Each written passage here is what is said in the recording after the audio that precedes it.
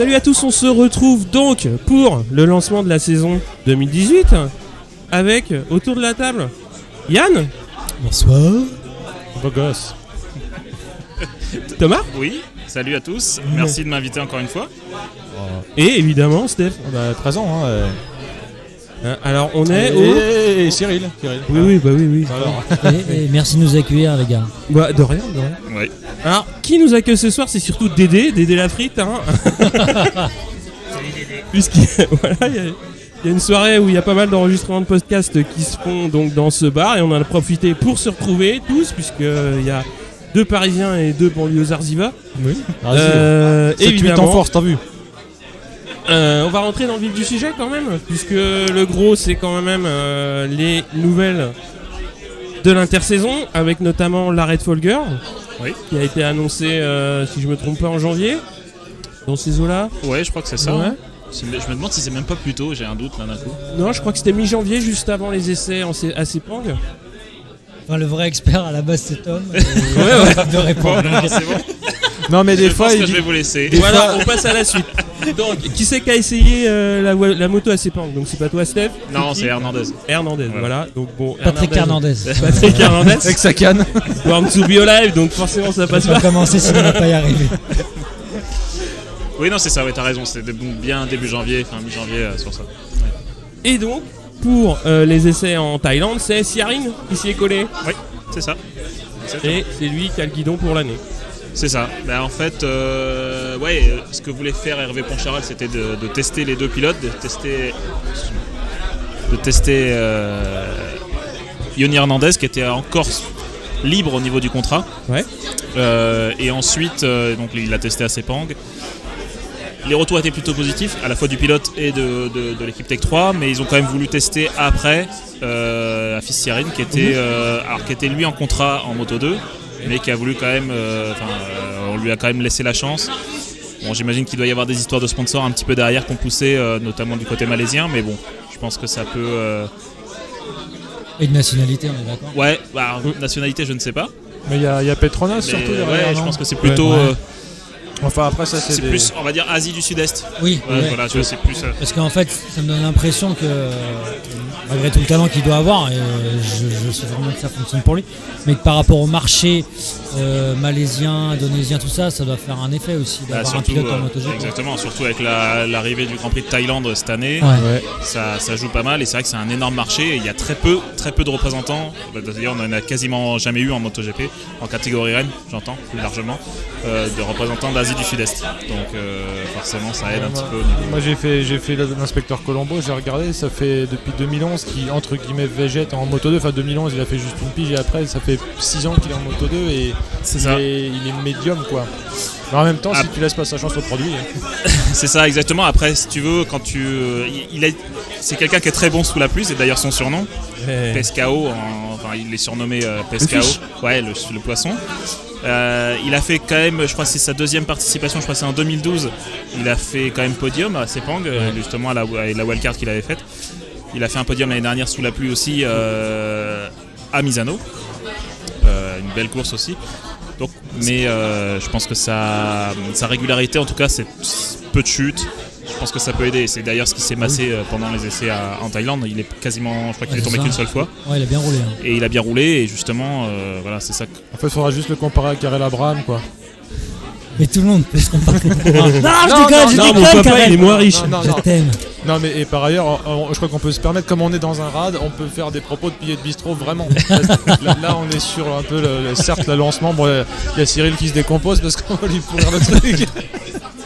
Non, mais sérieusement, oui, il se dit que c'est des histoires de pognon, mais c'est toujours des histoires de pognon de toute façon. Enfin, il y a le talent, mais il y a aussi des sponsors. Enfin, il y a pas mal de pilotes qui doivent arriver avec un package, comme on dit.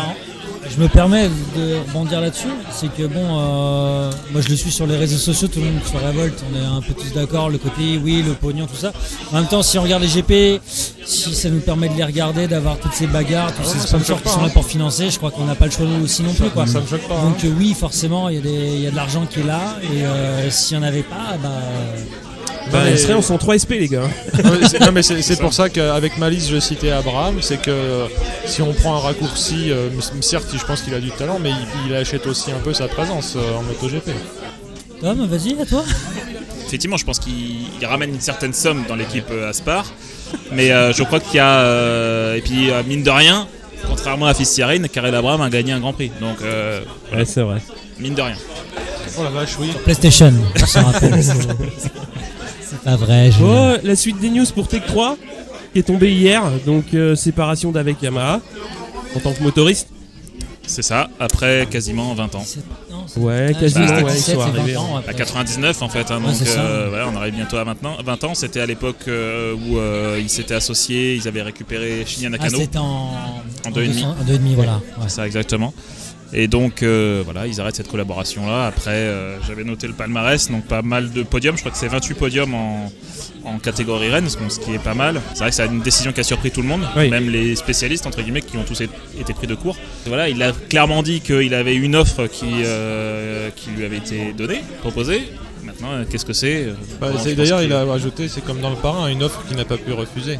Ouais, c'est ça. ça. Non, mais c'est ça. Est-ce qu'il y a eu une tête de cheval dans le lit? On ne sait pas, mais toujours J'imagine. c'est ça. Un peu une tête, un casque ensanglanté dans le pieu et tout. Et Non, peut-être mais- une tête de taureau un peu Red Bull, Alors- je sais pas. alors J'essaie moi, d'amener des choses. Après une ou deux bières, j'en viens à penser aussi que, mais c'est complètement des fantasmes de pilier de bistrot, ça tombe bien, hein, c'est mon rôle. Hein. Est-ce que Yamaha n'avait pas marre, mais je pense que c'est beaucoup trop rapide de se faire taxer par Zarco en gros, si je schématise, hein. Mais je pense pas, parce que ce serait une trop grosse décision juste parce Je pense que ce qu'a dit Poncharal, c'était ça, quoi. C'est-à-dire à partir du moment où je sais pas qui est arrivé, mais bon. Je connais pas, je parle sans connaissance de cause, mais là, pour de la part d'une usine, si le pilote permet de faire gagner l'usine ou de la faire briller, je pense qu'ils vont pas se tirer une balle dans le pied. Après, je pense qu'il y a eu d'autres raisons, notamment l'offre qui a été proposée à Poncharal. Donc on ne sait pas ce que c'est en fait. Non, on sait pas ce que c'est, mais on peut s'en douter. Il y a, bientôt. il y Je a- pense que ça peut lui amener quelque chose de durable, on va dire. Oui, c'est ça. ce qu'il cherche dans son team. C'est ça. Il y a deux constructeurs aujourd'hui, enfin trois constructeurs aujourd'hui sur les 6 qui sont engagés qui n'ont pas d'équipe satellite. Donc Suzuki, KTM et Aprilia. Donc on peut, voilà, je pense qu'aujourd'hui, façon, elle il est dans doit les y avoir trois, une hein. équipe. Comment ? Ça sera dans les 3. C'est ça. Donc bon, après je pense qu'il doit y avoir une balance. La balance, il doit pencher vers un des constructeurs. Bon, voilà, si on peut imaginer peut-être un package MotoGP, Moto2, pourquoi pas aussi. Donc C'est possible, ouais. On pense savoir ce que tu veux dire. Regardez les Je sais- line-up je sais- moteurs et je sais vous pas verrez. si Suzuki est en Arrête de Moto2. pousser ton petit orange là. Non, mais après, bon, quelle que soit l'écurie, enfin, le motoriste qui a fait l'offre, ils ont proposé ça à la meilleure team privée. Exactement. Yamaha, enfin Tech 3, ça reste C'est ça. la meilleure team privée. Tout à Mais fait. quand tu parles de motoriste, ça veut dire que le châssis vient pas Yamaha, avec? Non, enfin, ouais, mais non, Si, c'était si, par c'est extension. quoi. c'est tout un bundle, non? Oui, C'est tout par le bundle. extension que j'ai dit motoriste. Non, je pose la question parce qu'il y a certaines catégories où tu as vraiment un schisme entre je fais mon châssis avec le TIG, avec Guy Coulon qui soude au TIG dans son garage et puis il vient chercher un moteur à la casse et c'est marre quoi. Mais après, c'est vrai que même en MotoGP, hein, s'il n'y a pas si longtemps que ça, avant il y avait les Yamaha Forward avec un Ouais, petit peu ouais, différent, un moteur Yamaha, un châssis, je sais même pas s'il était pas, je sais pas s'il était Yamaha, full Yamaha, s'il n'y avait pas quelques modifications des côtés de Forward. Donc oui, motoriste, ça avait du sens à cette époque des Open et des CRT. J'ai eu raison il y a 3 ans. Non, mais moi ce qui m'a fait marrer encore pour bitcher un tantinet, c'est quand Zarco a fait tiens, fais voir le châssis qui plaît pas là à Yamaha, il est pas mal en fait, j'arrive à faire des temps et tout. Genre il s'en va aussi flottant, en se frottant les mains, non mais il est bien aussi ce châssis, je crois. Il marche bien. Autre news, qui c'est qui a signé chez Pramac Pecco Et ouais, Francesco Bagnaia. Pour Bah, on l'a- 2019 et 2020 Bah, il y avait déjà eu des bruits de couloir. De toute Non, façon, il y avait- Petrucci il y avait l'avait des- dit ouais, il y ouais, a ouais. un mois, je crois, où il disait que de toute façon son contrat ne serait pas renouvelé chez Pramac. Ouais. Ah, c'est pour ça que c'est un peu compliqué. C'était des rumeurs, mais il avait quand même dit que c'était compliqué pour lui pour l'année prochaine, enfin pour l'année d'après. Enfin, je reconfirme ça, je sais Bah, plus. c'est ça, en fait, il a dit, moi de toute façon, c'est ma dernière année chez Pramac. Ouais, c'est ça. Ouais. C'est 2018, il avait dit, bon bah 2019, ça sera un contrat factory. C'est ça. Mais il a pas dit si c'était chez Ducati ou ailleurs. Oui. Et là, donc, quand Bagnaia a été signé donc, chez Pramac, il a dit, ouais, moi j'ai une option dans l'usine. Donc ça veut pas dire qu'il va quitter Ducati, ça veut juste dire qu'il va quitter Pramac. Bah, il n'y a pas beaucoup de solutions. bon, après, il n'y a du pas coup, hein, je pense 50 que 000 voilà, motos. Là aujourd'hui, il roule déjà sur une moto-usine. C'est ça. Après, est-ce qu'il ira à la place d'un Dovizioso ou d'un Lorenzo, ça Ça va être la question. hein. Non, j'ai l'impression que chez Ducati, en fait, l'objectif, si on va être dans la continuité, par rapport à leur progression, c'est de re-signer encore Dovizioso et Lorenzo. Oui, je suis d'accord avec toi après sur le principe, mais après j'imagine qu'encore une fois, il y a plein de choses. c'est toujours des choses comme ça. Bon, il y a eu aussi des mots assez clairs, dans le sens où il n'y aurait plus de contrat mirobolant chez Ducati. Ouais, j'ai Ça a vu été passer annoncé ça. Ouais. entre l'intersaison. Ouais, j'ai vu passer ça. Alors je sais pas si c'est s'il y a des propos derrière ou si c'est juste des rumeurs, je ne sais pas du tout. Non, c'était des propos qui disaient qu'il n'y aurait plus de contrat, énorme. Bon, après, ça veut rien dire. Bien sûr. Parce que tu peux très bien avoir un contrat cadre standard et puis des grosses primes à la victoire. Donc, bon. Tout à fait. Mais il n'y aura plus de contrat où si tu te traînes, Je vois pas de qui tu veux parler. Un petit coup sur les motos électriques aussi, ça a été présenté à Rome. Ouais, mais moi, ce qui m'a surpris, c'est que je m'attendais à force qu'ils en parlent que vraiment, mais tu me l'avais déjà dit, Thomas, ça court pas cette année, ça court l'année d'après. Oui, l'année prochaine. C'est marrant qu'ils aient fait une présentation limite avec la fumée par terre, comme dans Alien avec les lasers et tout. Et en fait, c'est juste dans un an, quoi. Ça fait un peu. Pourquoi ils nous teasent comme ça, hein? Parce qu'en fait, si tu veux, il va falloir que les teams se mettent en place. Oui. Donc, sachant que ce qui a été annoncé, c'est qu'il y aurait donc tous les teams MotoGP auront une place privée. Oui, pardon, excusez-moi, privée. J'ai oublié de préciser. Auront une place en Moto E. Deux motos. Voilà, 2 Moto 2 et 2 Moto 3. Donc du coup, il faut qu'ils se mettent en place. Ils auront une place ou ils devront occuper une place? Je sais pas. Est-ce que c'est coercitif? Je sais pas du tout. Parce Non, qu'à mais, la limite, non mais je pense que c'est intéressant ne serait-ce que pour se montrer. Enfin, Ouais, c'est ça. pour d'image déjà. C'est ça. Et je pense que c'est une étape qu'il faut passer. C'est bien de le faire maintenant. Bah, clairement, non mais moi j'étais friand de le voir, mais plutôt carrément cette année. J'étais déçu que ça court pas cette année, quoi. Mais On va aller voir, je pense qu'on va voir quelques images de toute façon parce qu'il y aura des essais, c'est obligé de toute façon. Oui, je comprends, mais les images, ça va toujours être vachement choisi, sélectionné. Genre, regardez ce beau virage en c'est sûr. 1000 frames par seconde. oui. Non, moi je veux les voir se pourrir, se faire les freins. Ça va venir. Après, tu peux regarder le TT électrique, je pense que. Ouais, mais c'est vrai que c'est pas pareil. Non, mais ce qui est intéressant, alors je sais pas si Capirossi, on a vu des images de Capirossi, enfin, tu sais, sous le cuir et le casque, je sais pas si c'est lui, quoi, mais bon, il je paraît pense que oui. c'est lui qui l'a C'est essayé. encore Je pense qu'il a un bout. Mais ce serait intéressant de voir, tu sais, une vidéo en embarqué, un truc comme il y avait eu pour le TT. Il y a eu de l'embarqué du temps où il y avait encore de la terre d'ailleurs, je crois, parce que maintenant il n'y a plus de terre, ces cons-là, ils ont bitumé jusqu'en haut. Fini les glissades de la fin. Oui. Pikes Peak. Non, Ouais, parce que Pikes Peak, je ouais. parle de. Excuse-moi, j'ai pas Oui, contextualisé non, j'avais Pikes Peak. Il y avait une vidéo d'embarqué d'électrique. Ça a l'air de marcher. Hein. De toute façon, on est au courant que les motos électriques ça marche. Oui, ça va bien marcher et puis ça va amener d'autres problématiques. C'est ça qui va être intéressant au niveau de l'électronique, de la gestion électronique, des choses comme ça. Je pense que ça Oui, va on être en parlait lors d'un précédent podcast. Le plus dur, c'est de pas se retourner comme une crêpe parce que les moteurs, c'est 0,1 électrique. Ouais, hein, donc, c'est clair. là, pour le coup, le software, ça va être quasiment. Les ECU, ça va être primordial. Quoi. Bah oui, c'est clair. Alors, il y a eu 2 roulages quand même depuis le début d'année. Sepang, un petit mot sur Sepang. Qui veut faire un petit mot? Un petit. Ok, je vois vous me regardez les gars. Yann Non, sur Sepang, en fait c'est la rentrée presque. Déjà au niveau du public, enfin moi en tant que fan, je me mets comme ça. T'es un peu au taquet, tu veux voir un peu ce que ça va rendre dès le début.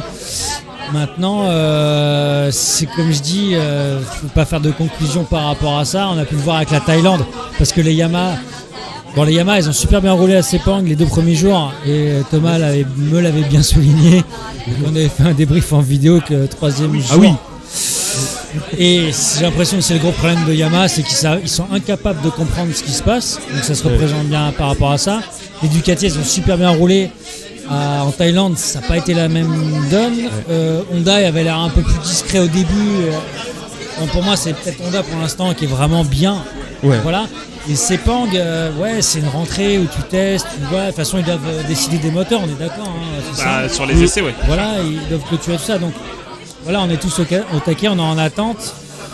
Maintenant, j'ai hâte de voir les essais du Qatar qui vont arriver. Ouais, mais... Et là, on verra vraiment. Mais bon, Sepang, c'est la rentrée pour tout le monde. Sepang, il y a quand même record de piste de Lorenzo. Oui, c'est vrai. C'est pas rien, quoi. Non, c'est vrai. Parce que être premier, c'est une chose, mais claquer le record de piste. Après, moi, c'est j'ai quand pas même, les chiffres. Ce qui m'intéresse limite le plus, c'est de savoir les rythmes, en fait. Ah ouais. Bon, il y a toujours les meilleurs temps, mais de savoir un peu les rythmes, comment ça se passe, s'il y a eu des simulations de course. Bon, je sais pas si ça se fait dès le début à Sepang. Ils testent, bien sûr. Et ça m'intéresse de vite savoir où on en est là-dessus. Et voilà. Mais après, Lorenzo, on le sait très bien, quand il était chez Yamaha, quand il claquait des pôles, il claquait des temps, là, visiblement, à ce moment-là, il avait une Ducati qui tournait bien. j'ai l'impression qu'ils se sont un peu emportés dans les propos du Ducati quelques jours après, du style on est prêt. Je pense que la Thaïlande ça les a un peu calmés. Mais bon voilà, à voir, mais c'est prometteur pour cette saison quoi. Oui, bien sûr. Et après, c'est vrai que pour rebondir sur le côté Ducati, il y a aussi Miller qui avait surpris pendant ses tests à Sepang, qui n'a pas quitté la 5e place des 3 jours. L'autre chose aussi, quand on avait fait la vidéo, que je modère un petit peu sur les premiers essais, c'est que les motos sont très proches. Les évolutions sont proches des dernières versions des motos de l'année précédente. Donc du coup, il y a très peu d'écart entre un Pramac et une Ducati officielle.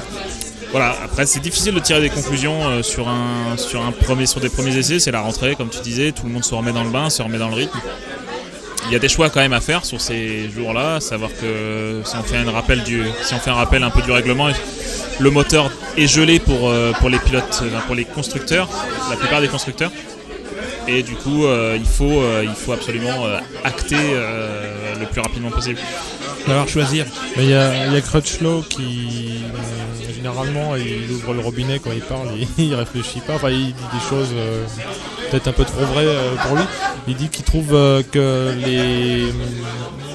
toutes les performances sont ultra resserrées d'écurie en écurie, ce qui fait que ça empêche une lisibilité. Alors lui il dit que c'est cool que tout le monde soit à un poil chacun l'un de l'autre, mais que finalement c'est aussi déstabilisant à tel point ils sont proches entre écuries que ça empêche d'analyser sereinement les résultats, y compris des essais. On sait déjà que les essais on peut pas en tirer de conclusion, mais d'après lui encore moins, parce que là tout le monde est dans un mouchoir de poche.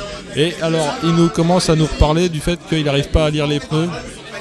C'est la même chanson que l'année dernière. Alors, j'ai l'impression que les pneus sont géniaux parce qu'en gros les mecs claquent des pendules, il n'y a pas tant de chutes que ça, sauf que tout le monde se plaint et j'imagine qu'il y a donc quelque chose. À la fin de l'année dernière, c'était Vignales qui disait qu'il n'arrivait pas à comprendre les pneus. Il disait pas que les pneus étaient mauvais, mais il disait qu'il n'arrivait pas à capter comment on s'en servait de l'arrière surtout. En fait, si tu veux, c'est lié un peu au châssis justement sur lequel ils avaient un problème du côté de chez Yamaha, et d'ailleurs c'est ce que Rossi a encore souligné à Buriram. C'est qu'ils ont un problème avec le pneu arrière. C'est-à-dire que le pneu a tendance à surchauffer et donc à s'user beaucoup plus rapidement. Et peu importe le châssis qu'ils aient utilisé tous les deux, que ce soit là sur les derniers tests ou en fin d'année.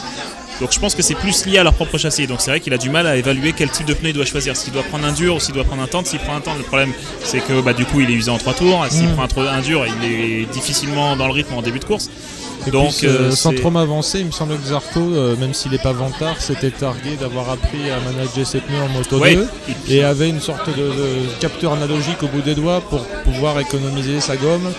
Peut-être mieux que les autres, il disait pas ça comme un fanfaron parce qu'on connaît le Lascar, c'est pas quelqu'un qui se vante, mais si tu lisais l'interview en essayant de presser un peu ce qu'il en ressort, c'est que Zarco aurait une capacité à économiser ses pneus, ou du moins à comprendre quand ça commence à bouger, à lever un peu la main. C'est vrai, et puis après comme on le disait, il a une moto qui est antérieure, c'est une moto que Lorenzo avait développée, et c'est une moto qui s'adapte, justement le style de Lorenzo est beaucoup plus proche de celui de Zarco qui peut l'être de Vignales ou de Rossi. Ouais. Même si Rossi c'est pas quelqu'un d'agressif, mais Vignales c'est quelqu'un de beaucoup plus agressif. Et c'est aujourd'hui ça qui permet à Zarco de pouvoir d'avoir cette gestion des pneus que les autres n'ont pas sur des dernières versions de châssis. Buriram, vous avez quelque chose à dire? Buriram. Écoute, les boîtes de nuit sont très sympas. C'est sympa? C'est facile, mais je voulais la placer. Ouais.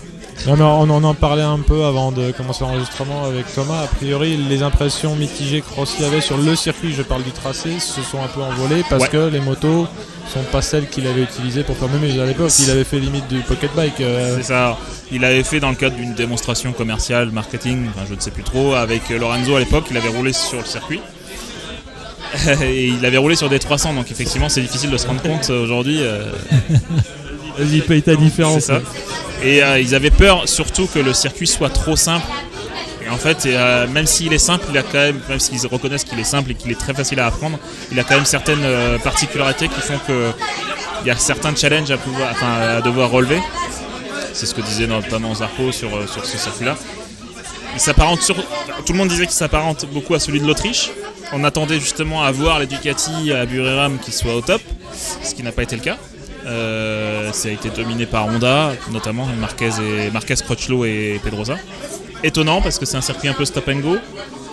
Mais là aujourd'hui à Buriram ils ont pas performé comme tout le monde psychote sur les pneus. Je pense que la température de piste va jouer autrement qu'en Autriche. Il y a ça et puis je pense et surtout ce qui est étonnant aussi c'est que du coup Michelin a apporté des pneus qui ne seront pas qui seront pas les mêmes pour la course pour le week-end de Grand Prix. Ah, d'accord. Donc c'est ce que disait Zarco en fin de journée, qu'il a réussi à faire un très bon chrono, qu'il se sentait bien, mais que du coup c'est dommage parce que les pneus qu'il a pris ne sera pas dispo en tout cas pour le Grand Prix. Ça va encore chouiner sur les gommes. Bon après je veux dire il reste quasiment 10 mois donc je veux dire je pense que la décision pourra changer d'ici là mais bon. Donc là les pneus de toute façon il ne faut pas oublier que même si les motos d'un côté ils sont en train d'être développés, les pneus aussi Michelin ne s'arrête pas de développer donc ça n'arrête pas de bouger. Ouais, Pedrosa qui a fait le meilleur temps et Zarco quand même deuxième temps. C'est ça, sachant qu'il s'est arrêté en début d'après-midi je crois vers 13h le dernier jour. Donc du coup il s'est arrêté et donc forcément il n'a pas pu mettre une gomme tendre avant, dans les dernières heures là où la température baisse pour pouvoir signer un chrono. Donc on peut dire aujourd'hui que l'un des plus rapides, ça reste quand même Zarco, en tout cas sur ces 3 jours d'essai. Après, voilà, comme il disait tout à l'heure Yann, aujourd'hui Honda est peut-être un tout petit peu au-dessus du lot. Aujourd'hui, mais ils m'ont donné l'impression d'être au-dessus du lot dès Valence en fait. Ouais. C'est ça qui est assez fou, c'est que même dans les propos de Marquez, bon Pedrosa on peut moins le savoir, mais d'entrée j'ai l'impression que c'était déjà au-dessus. C'est ça. Ils sont restés comme ils étaient et que les autres ils cherchent encore. Et ils ont un trio qui est vachement performant parce qu'en fait Crutchlow il reste un pilote HRC et donc il développe pour Marquez et Pedrosa. Et donc forcément je pense que ça a beaucoup aidé en tout cas sur le développement et donc dès Valence ils étaient déjà quasiment prêts. Donc ça rejoint peut-être le problème de Yamaha par rapport aux satellites. Enfin je sais pas, je soulève un problème mais le fait si Zarco avait peut-être la même moto que Viñales et Rossi, est-ce que ça pourrait peut-être aider quoi? C'est une grande question. C'est la question, ça j'ai mis la merde, je le sais. Bon, on a passé en revue les news, donc on va passer à ce que vous voulez voir en 2018. Donc les pilotes, les rookies, etc. etc. On commence par le Moto 3. Oui. Qui veut attaquer? Alors attends, je vais sortir la feuille parce que... Alors là déjà, on a des petites notes qui sortent. la même chose, tu vois, donc donc on voulait pas copier. Alors Yann. Non, j'avais, tu sais que j'avais noté, c'est Daryl Binder, voilà, c'est ça. Mais oui. Daryl, excuse-moi, en sud-africain, je pense qu'il faut même rouler un peu l'air. Non, c'est vrai. Non, je te jure, j'y suis allé en Afrique du Sud et rouler un peu l'air, un peu à l'écossaise. Non, c'est sur les essais que j'ai vus et puis même en fin d'année, il me donnait des impressions et puis surtout qu'il a signé chez Ayo. Moi je dis Ayo, j'aime bien, mais chez Ayo. Et voilà, c'était un des pilotes qui me voilà. Et bon, bien sûr Canet qui pour moi, je sais pas, mais pour moi c'est le favori. Maintenant, on va vite savoir dès le début, puis c'est le Moto 3, on peut jamais trop savoir. C'est ça qui est génial avec cette catégorie. C'est bien. Oui, vas-y, je t'en prie. That's what she said. Non, j'en avais un troisième, mais je te jure, je l'ai noté, je l'ai plus là. Alors après, tu veux la liste des pilotes je pense que, t'en rappeler? je pense Non, que je vais le chercher, vas-y. Je pense que le troisième, du coup, ça serait Martin. Je pense que c'est celui-là Bah peut-être ouais. que tu voyais. Non, mais ouais, j'aime bien. Non, moi j'avais Di Gianantonio. Son coéquipier. parce que je trouvais qu'il avait ces dernières années là, il fait des belles choses et j'aimerais bien qu'il confirme en fait. Voilà. Ouais. C'est vrai qu'il cherche toujours une première victoire, mais c'est un peu comme ce qu'a eu Martin en 2017. Il a couru après sa victoire pendant toute la saison. Il a finalement gagné à Valence pour conclure la saison. Di Gianantonio, si je ne me trompe pas, à Valence, il s'est bien envolé en ligne droite. Je pense que c'est lui qui est tombé. Oui, d'ailleurs, c'est le premier Italien à avoir été sur la Lune. Non, mais pour revenir sur les favoris, effectivement, je pense que Canet jouera clairement le titre. De toute façon, après le départ de Mir et de Fenati, de toute façon, si on regarde le classement, aujourd'hui, c'est Canet qui est derrière. Après, donc il y a Martin qui a signé, je crois que c'est 9 pole positions, je crois, sur la saison, ou 8, je sais plus. Une victoire, blessé quand même, mine de rien, au Sachsenring, il s'était pété la cheville. Il est revenu, il a quand même fait des podiums, donc aujourd'hui, je pense que c'est l'un des plus aptes, entre guillemets, à mais il a fait une grosse fin de saison surtout. Parce que je pense qu'il y a une comparaison à faire avec les Honda et KTM. Maintenant, j'ai l'impression que KTM met moins d'efforts sur le Moto 3. Donc maintenant, ça va être aussi une grosse différence. J'ai l'impression. Là, ce qu'il faut, c'est vrai que quand on regarde la saison dernière, je crois que, faut pas que je dise de bêtises, mais je crois que KTM a gagné qu'une seule fois, c'était en Italie avec Mignot. Et les autres victoires, c'était que des Honda. Si je me trompe pas. Arrête de tête, je pourrais pas dire. Si, je crois que c'est ça. Et Allez sur Wikipédia, on revient tout de suite après une petite page de pub. Mais c'est vrai comme tu disais, je pense que KTM a peut-être un petit peu moins mis d'efforts sur son projet Moto 3 par rapport au projet Moto 2 et MotoGP. Mais l'année prochaine, de toute façon, il n'y aura plus que KTM et Honda, il n'y aura plus de Mahindra entre deux. Il y a quand même, je crois, beaucoup plus de KTM que de Honda l'année prochaine. Donc je pense qu'on aura peut-être beaucoup plus de pilotes capables de truster les premières places KTM, peut-être que Honda. Faut voir, il y a typiquement des pilotes comme Bezzecchi qui a fait un podium à... Si je ne me trompe pas, oui, qui a fait un podium au Japon pour le CIP sur la Mahindra. D'autres pilotes KTM, comme tu disais, Darin Binder, qui sera donc du coup encadré avec Ayo, donc forcément ça va peut-être aider un peu plus. Il n'y aura qu'un seul pilote en plus chez Ayo cette année. Ouais, c'est vrai. Donc voilà, il y a pas mal de pilotes. C'est difficile. En Moto 3, c'est difficile. Ouais, c'est comme les Italiens comme Bastianini, Antonelli, qui en fait on attendait beaucoup d'eux l'an dernier, il s'est pas passé ce qu'on voulait voir. Ouais. Et là, c'est Bastianini qui va chez Léopard, c'est ça? Et Antonelli qui va dans l'équipe de Simoncelli. Simoncelli, c'est ça. Ouais. À voir. Ce qui est étonnant, c'est vrai qu'Antonelli, ça a été pas une déception, mais on peut pas dire que ça a été une déception. Ouais, je crois même que c'est d'ailleurs les propos d'Ayo qui avait dit en fin de saison, après la saison, là, durant l'intersaison, qui a dit qu'il était déçu par Antonelli, sa saison qu'il a fait chez Ayo. Il espérait un peu plus. En espérant que du coup quand il sera chez Simoncelli sur une Honda, peut-être que ce sera peut-être un peu mieux pour lui, c'est peut-être un peu différent. Pour Bastianini, il ne faut pas oublier quand même, mine de rien, qu'il a été vice-champion du monde derrière Brad Binder. Ouais, c'est des fans de Bastianini.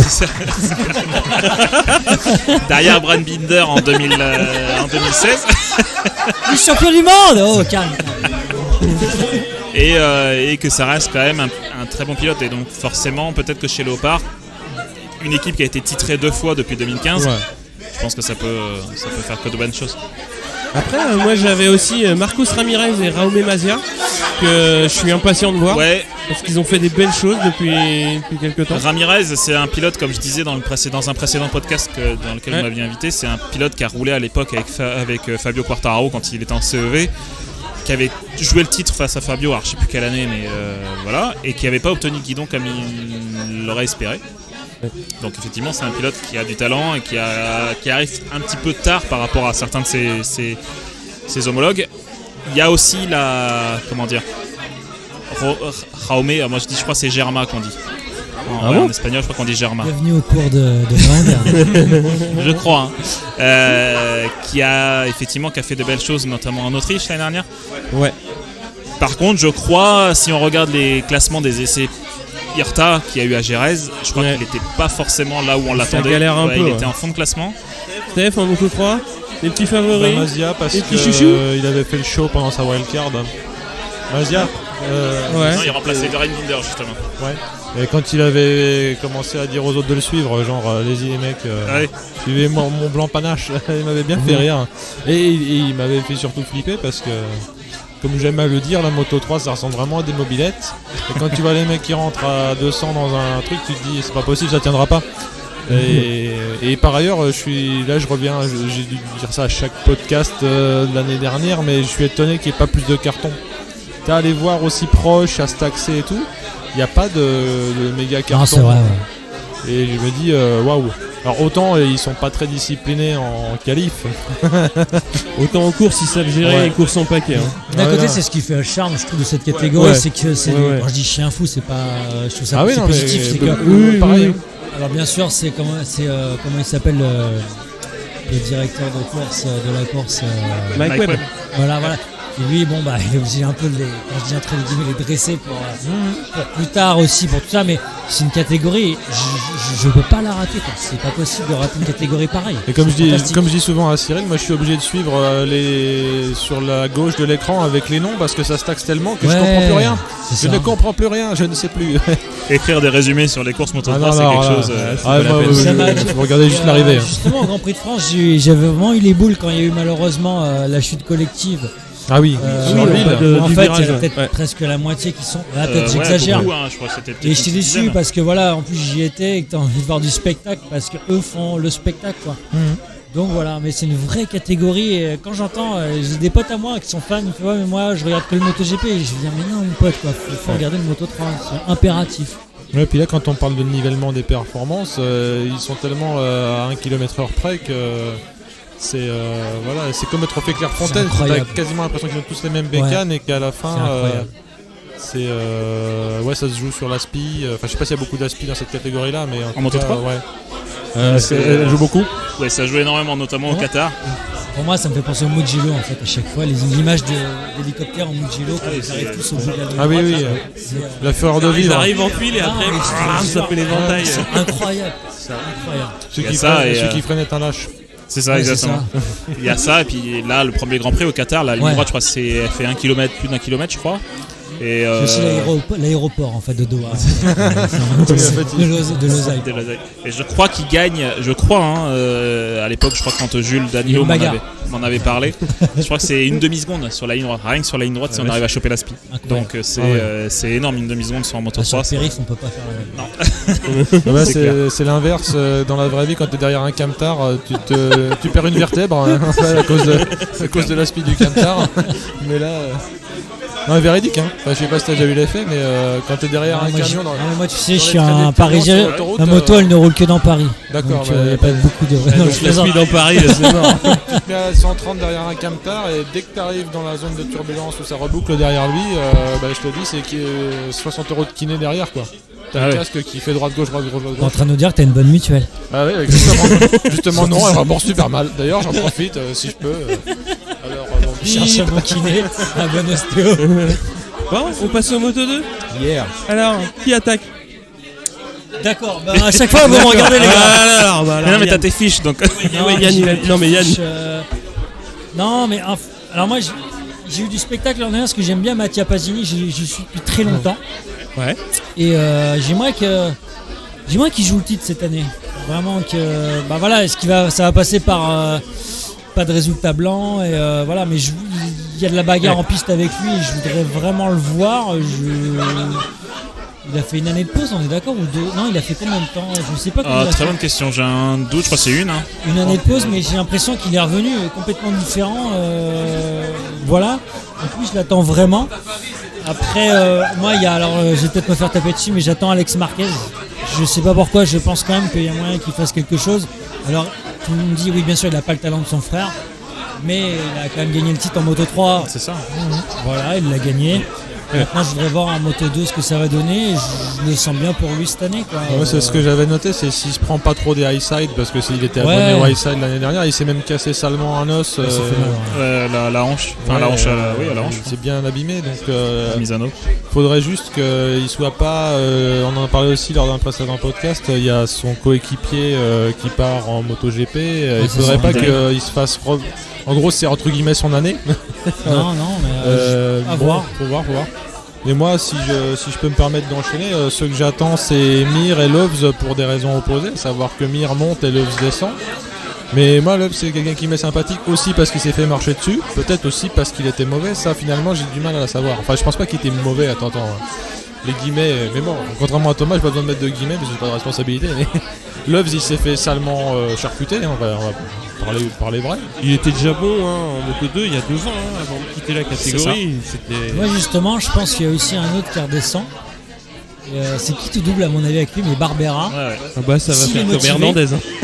Mais Non, parce que justement, il a bien j'arrive roulé, pas- là. J'ai l'impression que Ah ouais. chez lui, mais peut-être que dans 15 jours, 3 semaines, un mois, je vais passer pour un con. Mais Non, c'est parce que beaucoup quand d'espoir. Ouais. En plus, il va dans un bon team hein, pour moi chez Ouais. Ponce. Ouais, c'est ça vrai. rigole pas. Maintenant, il faut voir et dans sa tête est-ce qu'il se dit voilà, est-ce que je peux aller jouer le titre en Moto 2 voilà. Mais c'est qui tout double, hein. Soit il lâche tout, soit. il a bien montré là sur les premiers essais. Et pareil, j'ai pas le classement sous les yeux, mais je crois qu'il il est dans le top 10. Il a fait des bons résultats. Ouais, il a fait d'excellents résultats. C'est un pilote qui a quand même déjà roulé en 2,5 aussi à l'époque. Il n'a pas connu la Moto 2, donc on va dire que c'est un rookie sur la Moto 2.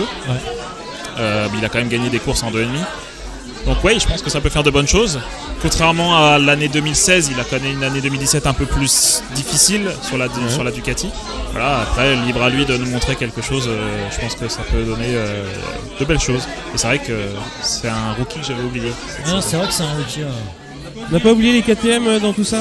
Si, Brad Binder, Miguel Oliveira. Ouais. Là, les 3 gagnés Grand Prix ont été gagnés par Oliveira. Ouais. Si ça continue sur la même lancée, J'ai l'impression que en Oliveira fait, il va ça tout me fait un péter. peu peur. Je suis désolé, mais j'ai peur que.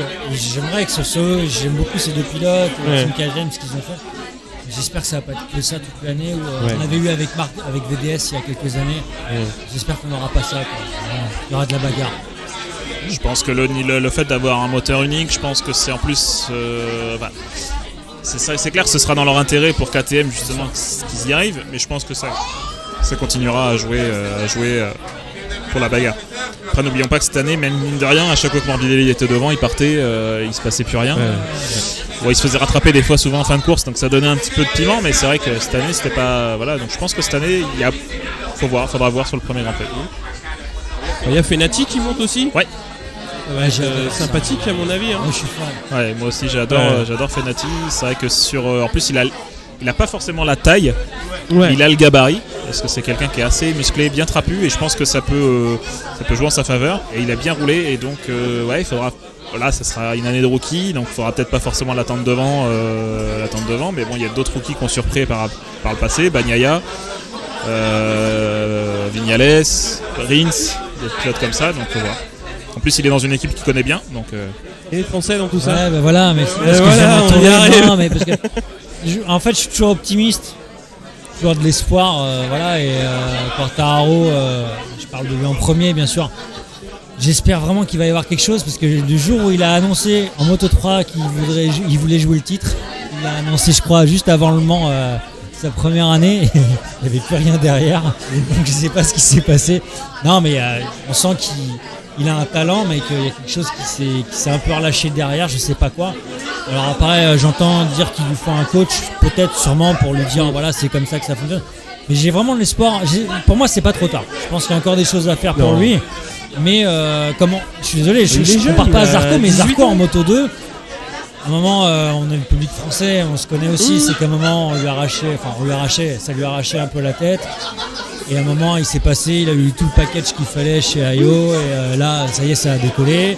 Bon, il y a eu des histoires sentimentales, mais ça, je vais pas partir là-dedans. Je peux rien dire. Que quand il était amoureux, il était meilleur. Non, mais c'est pour expliquer que voilà, Quartararo, j'espère vraiment que ça va faire comme Zarco, qu'il va se passer quelque chose et que. Il y a un déclic. Ouais, parce qu'il a un talent énorme. Je pense que ça reste un bosseur. Moi, voilà, je pense qu'à ce niveau-là, si t'es pas bosseur, tu restes pas longtemps, quoi. C'est l'impression que ça me donne. Maintenant, on verra. Peut-être que c'est sa dernière année.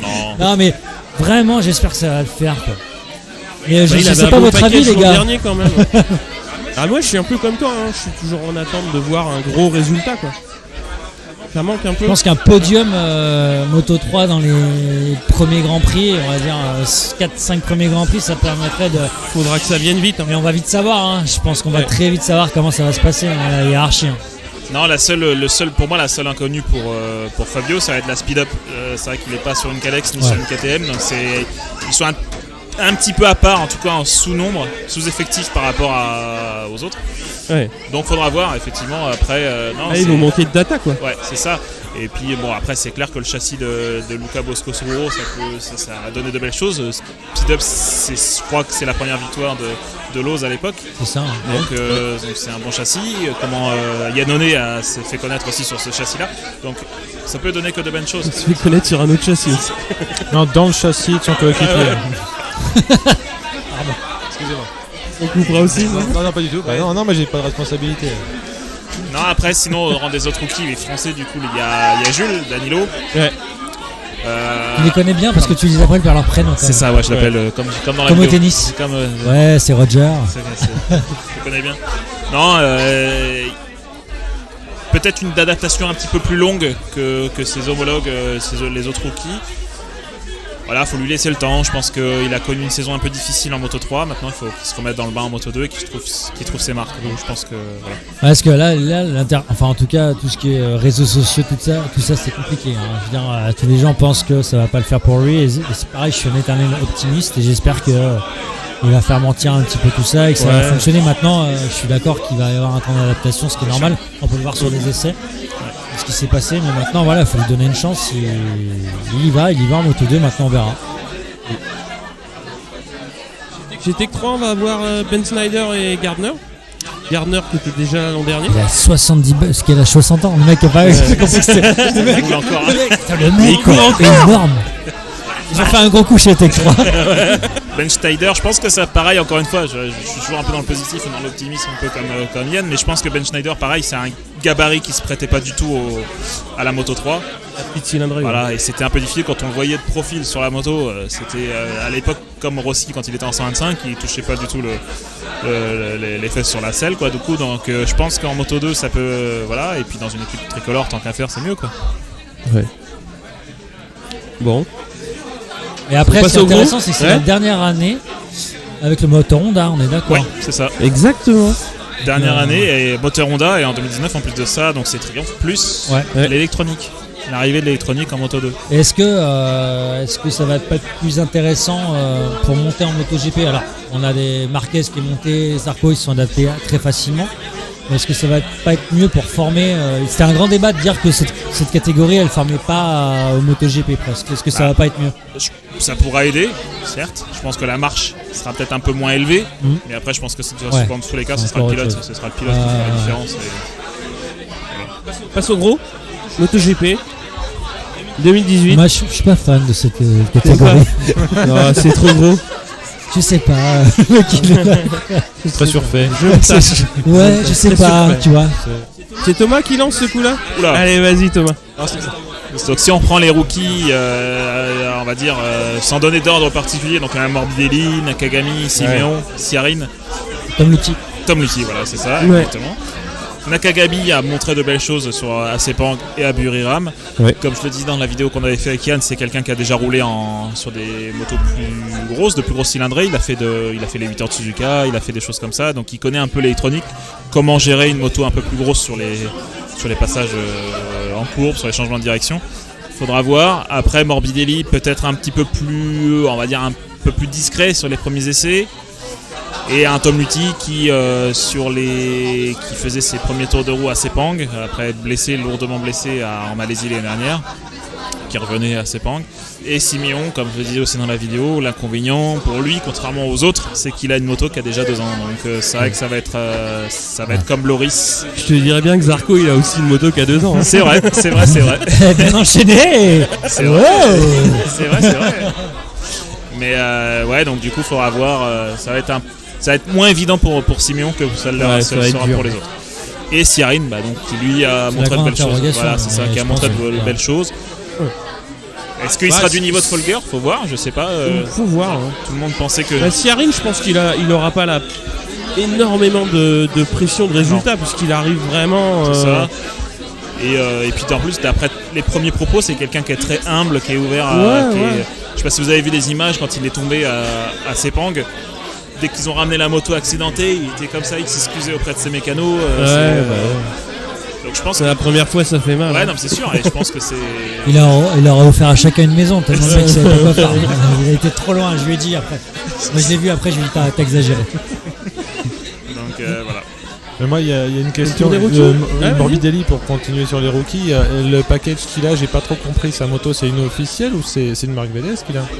C'est une marque VDS. On va dire que il y a que 3 officiels, un peu comme ce qu'il y a chez Ducati. Il y a Marquez, Pedrosa et Crutchlow. Ouais. Et ensuite, les autres, c'est pas des soutiens HR. Enfin, ils sont quand même soutenus par le HRC, mais c'est pas des pièces officielles. En termes de qualité intrinsèque des bécanes, il y a un gap énorme ou pas?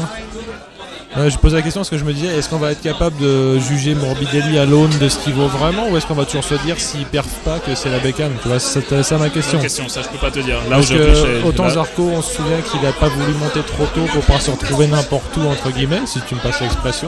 Là tu couperas pas parce que c'est moi.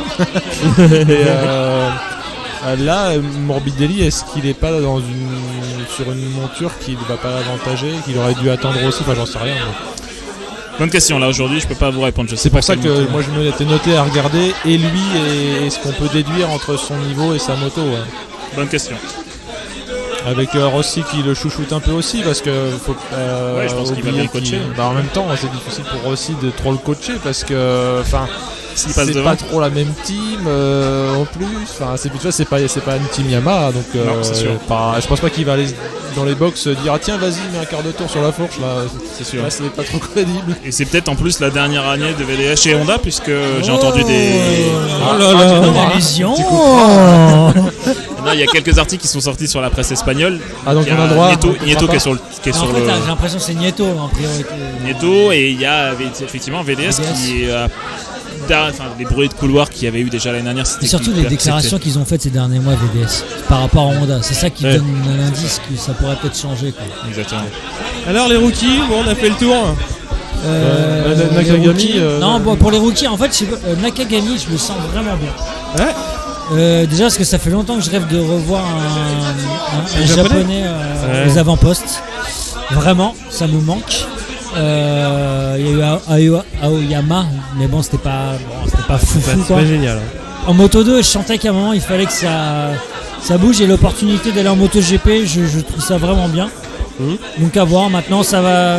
Morbidelli aussi à voir. Ouais, pour moi, c'est vraiment les deux pilotes qui vont peut-être être au top au niveau des rookies. Après, pour les autres pilotes, je sais pas trop. Ça va être la grande interrogation. On va vite savoir. Yann, tes attentes? Mes attentes au global. J'aimerais tourner dans des films. Ah non, pardon. Je parle de non. Les attentes du spectacle. Ouais. Ce qu'on a pas. En fait, j'étais content, c'est qu'en milieu de saison, on était à, je crois, 400 pilotes pour le titre. On était à moins de 5-10 points, je sais plus trop, et ça m'a plu. Ça a vite changé après. On a eu du spectacle avec Marquez et Dovizioso, et j'espère vraiment qu'on va avoir encore une saison, mais là ça va se prolonger jusqu'en fin de saison, où ça va jouer à. Je rêve d'un dernier GP, je sais pas comment ça peut arriver à Valence, mais avec 4 pilotes qui peuvent jouer le titre, ça serait énorme. Maintenant, mes attentes, je suis fan, j'aime Rossi, je veux pas me mentir. Maintenant, faut voir ce que ça va donner. Je suis un petit peu inquiet par rapport à la Yamaha. Ouais, voilà. Et j'ai envie de voir Lorenzo performer sur la Ducati. Vraiment, je voudrais voir ce que ça va donner. Non, parce que je le défends, moi je suis Dupont-Moretti. Je sais pas si vous connaissez Dupont-Moretti, qui est un Novotec. Et je me mets là-dessus, avec Lorenzo, c'est la même chose. Non, mais en fait, c'est parce que je trouve du talent chez tout le monde, de l'affection aussi. Mais j'ai envie de le voir rouler sur la Ducati enchaînée. J'ai envie de voir Iannone revenir, même si je pense que ça va être compliqué. Je pense que Rins va être meilleur que lui. Ouais. Chez Honda, moi je pense que Marquez reste celui qui a un temps au-dessus de tout le monde. Il faut avoir plus que ça. Pour moi, il sent le MotoGP, et voilà. Après, je vais sur les autres teams, Zarco bien sûr, je ne peux pas l'oublier. Zarco, j'ai beaucoup d'espoir. J'espère juste que tout ce qui va se passer au niveau des rumeurs, des signatures, tout ça, ça va pas lui plomber la tête. C'est tout ce que j'espère. J'ai pas l'impression, je pense qu'il est très fort maintenant. Ouais, je pense qu'il est bien stable. Et maintenant, voilà, à voir. Mais vraiment, principalement, je veux vraiment qu'on ait du spectacle toute la saison. Voilà, ça fait un peu le cœur avec les doigts. C'est l'école des fans. Ouais, c'est ça. Mais vraiment, c'est ça. Non, mais j'aime tellement ce sport que à chaque fois je repense au GP d'Australie qu'on a vécu ces dernières années. On peut avoir ça à chaque Grand Prix. Après, chaque piste est différente, bien sûr, mais ça c'est bon. Ça fait plaisir. Tom, qu'est-ce qu'on dit? Là, cette année, je vais refaire un petit peu de chiffres. C'est vrai que cette année, on est à 32 titres de champion du monde sur la grille MotoGP. C'est un record. Donc avec l'arrivée de Morbidelli et l'arrivée de Luthi. Voilà, j'espère qu'on va se retrouver comme les dernières années, comme disait Yann, avec des courses super serrées aux avant-postes, qu'on ne sait pas du tout qui va gagner d'un Grand Prix à l'autre. Même les pilotes entre eux ne savent pas du tout ce qui peut se passer d'un Grand Prix à l'autre. Ils n'arrivent pas à dire qu'ils dominent telle ou telle épreuve. Moi, ce que j'espère surtout, c'est qu'on retrouve un Zarco comme on a connu en fin de saison à Valence. Avec la possibilité de se battre pour la victoire, que ça se joue à un fil à chaque fois et qu'ils puissent quand même avoir les armes pour pouvoir rivaliser. Difficile. Après, c'est clair que cette année, comme disait Yann, là on commence déjà sur les signatures pour la saison 2019, alors que la saison n'est même pas commencée. Et ça va aller crescendo là avec Rossi. Bon, je ne sais pas s'il va signer, mais ça reste très probable qu'il prolonge au moins une saison, voire deux. une fois que l'échiquier commencera à se mettre en place, ça va commencer à négocier dans tous les coins, et c'est vrai que ça va peut-être perturber certains pilotes ou peut-être en avantager d'autres. On a avantagé l'autre, quoi. Faut voir. Donc c'est vrai que là, la saison 2018, ça va être une saison un peu charnière sur les contrats, donc ça va être un peu particulier. Ouais. Parce que je pense typiquement à un Pedrosa, pareil, qui arrive en fin de contrat. Est-ce qu'il restera chez Honda ? Est-ce qu'il partira pas vers un nouveau défi je sais pas, je dis une bêtise, chez Yamaha, il pourrait peut-être aller chez KTM, on pourrait, je sais pas. Là, c'est vraiment des supputations, il n'y a aucune info derrière. Non, c'est clair. Non, pas de signé. En fait, tout ça, tu fais semblant de croire que c'est. Voilà, mais je pense que c'est sûr. C'est ça. Quel mec. Quel mind game. Non, mais disons qu'il y en aura d'autres qui vont pousser derrière en Moto 2 aussi. Donc, imaginons que Marquez, comme tu disais, arrive à bien performer, qu'il se bat pour le titre. Peut-être qu'il peut décrocher un guidon en MotoGP aussi derrière. Il peut y avoir. Il y a eu plein de rumeurs sur les deux KTM. C'est ça, les deux KTM. Voilà, voir les 4. Les 4 peut-être. Est-ce que KTM va monter un team junior ? Est-ce que Suzuki ne monterait pas un team junior aussi ? Voilà. Faut voir. C'est le bordel. Ça va être, même pour nous journalistes. C'est ça qui est bon. C'est ça qui est bien. Même pour nous journalistes, ça va être un peu particulier. Je me souviens, il y a 2 ans, où à la veille du Grand Prix de France, Pedrosa avait signé chez Yamaha. C'était avait beau, pris ça. sa place chez Repsol. Donc c'est vrai que c'est un peu, et je pense que ça va être comme ça cette année. Ouais, ça va être ça. Ça va être la même. Mais tant mieux, parce que du coup, ça contribue à la notoriété du sport. Ça suscite l'intérêt, et forcément, ça aide. Quoi. Tant mieux, et j'espère une belle saison. Steph, qu'est-ce qu'on dit ? Moi, ce que je veux, c'est que Rossi fasse pas de motocross. Premièrement. Deuxièmement. Tu sais qu'il est capable d'en refaire quand même. Évidemment. Non, mais j'ai revu une vidéo de son père il y a peut-être 10 ans où il disait non, faut vraiment qu'il arrête de faire du motocross, ce petit con. Tu sais, quand il a signé, quand il était chez Ducati, il avait son épaule en vrac à cause du motocross. Et son il y a père, un documentaire où son père avec l'accent italien, mais je peux pas te le faire. Il faut qu'il arrête de s'entraîner en motocross. Voilà, non, après, s'il écoute pas son père, il m'écoutera pas moi. Mais je voudrais aussi signaler qu'on n'a jamais vu Rossi et Federer dans la même pièce. Et qui ? Et Federer, pour moi, c'est la même personne. Si, il y a une vidéo qui va sortir le prochain MotoGP. C'est un montage. Non. C'est des CGI, Princesse Leia, c'est CGI. Je t'envoie la vidéo tout à l'heure. Non, je te promets, dans le prochain épisode de MotoGP Addict, c'est pas il y a le même. Une image alors. où ils sortent dans du moto, pas du motorhome, mais du camion Yamaha, et ils sont tous les deux. Ah, mais j'avais ma théorie du désolé. complot qui disait que c'était les mêmes en fait, pour la longévité et tout ça. Non, je sais plus à quel Grand Prix il était à Federer, mais plus sérieusement, pour moi, j'ai autant d'amour pour l'un que pour l'autre, pour les mêmes raisons d'ailleurs. Enfin, peut-être Federer, ça se voit plus parce qu'on est sur le niveau du style. Voir le style de pilotage d'un Rossi, il faut déjà se la péter un peu pour dire je reconnais son style. Non, ce que tu reconnais, c'est les Australiens qui sont toujours en glisse, et puis Lorenzo qui est toujours clean. Et j'ai l'impression que Rossi est un peu au milieu des deux, c'est-à-dire un peu brutal, un peu smooth. Aussi, il y a un autre truc qui par rapport à Federer qui est pas différent, mais c'est qu'il a une aura. Federer a une aura, mais Rossi, il a cette capacité de communiquer. Alors, il y en a qui diront qu'elle est mauvaise.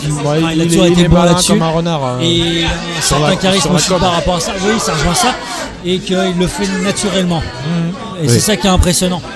Donc voilà, c'est pour ça que ces deux hommes se complètent d'une certaine manière. Et donc moi je suis team Italie parce que Rossi complètement manque d'objectivité totale. Donc voilà, on y est. J'ai pas encore le t-shirt, mais un jour ça viendra. Peut-être quand il arrêtera pour fêter ça, j'achèterai le t-shirt. Cette année, s'il te plaît. Non, parce que je trouve que le merchandising c'est un peu cher quand même. Non, et parce que à part que les goodies, c'est qui en pôle, ont une belle qualité et sont gratuits, a priori que je sache. Une fois que je te les aurais payés, oui. Je t'aurais remboursé. Non. On en parle après les goodies. Pour finir sur l'Italie, Dovi, voir s'il a vraiment pris la taille patron définitive, à savoir gravé dans le marbre, parce que il était on fire sur l'année, la dernière moitié de saison. Est-ce que ce feu-là va se maintenir, voire s'amplifier, qui va vraiment leur poser le matos sur la table, si j'ose dire, dès le début. J'ai l'impression qu'en fait, d'avoir joué le titre, ça lui a confirmé dans sa tête qu'il pouvait jouer le titre. Déjà, quand il a fait les victoires back-to-back, j'ai eu l'impression que c'était ça le putain de déclic, à savoir 2 victoires de suite. Et moi, j'aime à penser que ça va être le cas, parce que j'aime bien le bonhomme est sympa, en tant que personne. déjà il est pas imbuvable, donc finalement de non. facto ça le rend sympathique. Il est humble, il est fort. J'ai bien aimé aussi quand même quand il a limite taunté Marquez avec le geste de la main après la manœuvre ratée. C'est en Autriche. En Autriche, ouais. Et qu'au Japon, et le freinage du Japon, sous leur flotte. Et quand il flotte, moi déjà, je tremble sur mon DL. Et lui, il fait un freinage de trappeur sur 10 cm Tu d'eau. vois, tu parles de Deauville, vous vous rendez compte le nombre de pilotes qui peuvent jouer le titre Ah ouais, c'est cette année, c'est euh, bien. c'est super. Mais surtout Rossi. Ah pardon. tu couperas pas, hein. C'est là, pour rebondir sur Deauville, c'est là qu'on voit l'importance de l'aspect psychologique sur la préparation d'un pilote. Et c'est ça, entre autres, bien évidemment, qui a beaucoup joué cette saison, c'est qu'il s'est encadré d'un coach mental. Il a pu aborder les courses d'une façon différente et c'est ça qui a pu faire la différence cette saison. Ne pas faire attention aux propos de certains pilotes en conférence de presse, ne pas faire attention à tel ou tel paramètre en arrivant sur une course, sur un Grand Prix. Et puis en course, il est ultra calme, c'est-à-dire qu'il va être capable de rester dans le ventre mou super longtemps. Enfin, j'ai trouvé par rapport à d'autres. C'est un peu l'anti-Lorenzo. Et là, je fais pas Lorenzo bashing parce que je trouve aussi que c'est un super pilote. Je te connais. Lorenzo, il fait 5 tours de rêve. T'as l'impression qu'il va massacrer tout le monde comme aux belles heures de Yamaha.